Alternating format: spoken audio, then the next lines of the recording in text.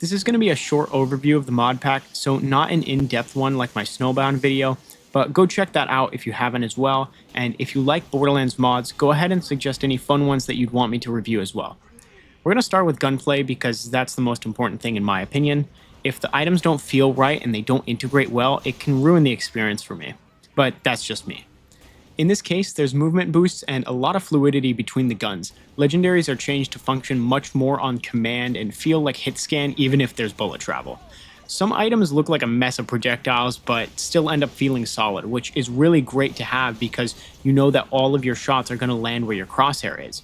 Snipers felt a bit broken, but I don't mind that honestly as I play Zero and legendaries have a lot of projectiles and makes them really effective for almost everything. SMGs felt relatively the same, which is fine because they're great in base game, but there's also laser SMGs, the visuals for which are a bit bugged because Borderlands 2 never had the proper coding for lasers, but they're still super fun. The recoil sends you to the moon, but it's still great.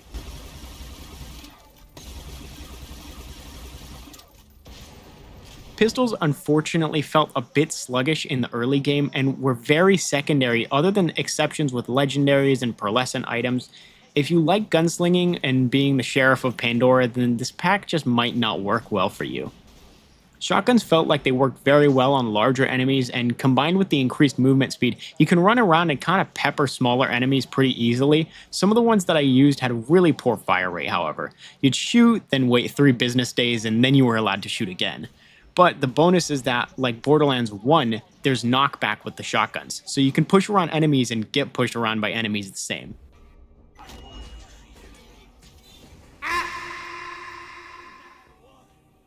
Assault rifles felt really usable, actually, this time around, rather than them being a secondary thought, which was very nice, because using something other than SMGs finally is really refreshing. And launchers. Launchers were just a bit broken, honestly, at least the E-Tech ones that I used. Once I got my hands on a Topnia, it was like the apocalypse started, and with the crazy movement, I was pretty much just playing Doom at that point. And I've gotta talk about the movement. I pick a lot of mod packs with high movement speed, honestly, but this one's really fun. I just like zooming around, what can I say? The increased movement does help a ton though, and not just the characters, but everything is sped up. Elevators, lifts, really any moving sequence works instantly, and cutscenes are shortened or removed in most areas. And even though this makes the game jitter sometimes during cutscene skips, it makes the experience run much more seamlessly between story progressions. You can just run across the map, get everything done, and it's as simple as that. I know some people might not like the fast pace or just say it's just a 1-minute cutscene, you can wait, but listen man, this is the 30th 1-minute cutscene I've had today. Sometimes I just want to get my playthrough done. Some nice touches to the mod pack are that vendors are reworked, loot pools are more like Borderlands 1 in the sense that you can find kind of every rarity other than pearls in them if you're lucky, and some of them have Handsome Jack's voice lines added just for good measure.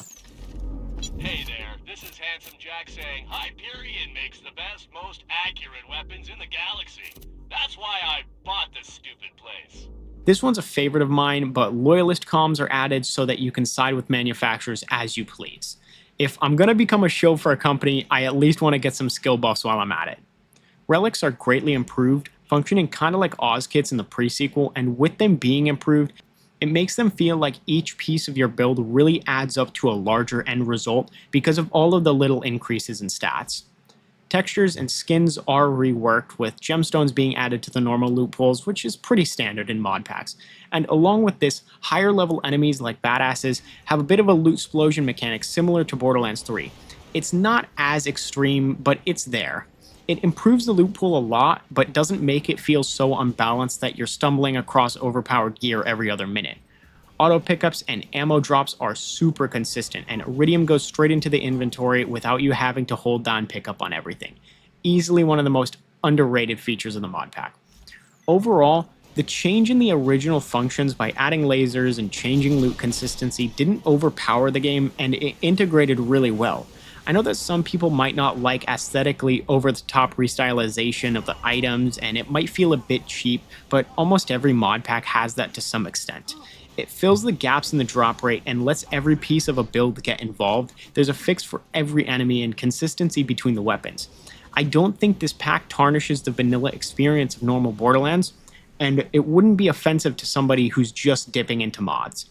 I'm putting it at a solid 7.5 out of 10 and would absolutely recommend it if everyday Borderlands just needs a bit more spicing up for you.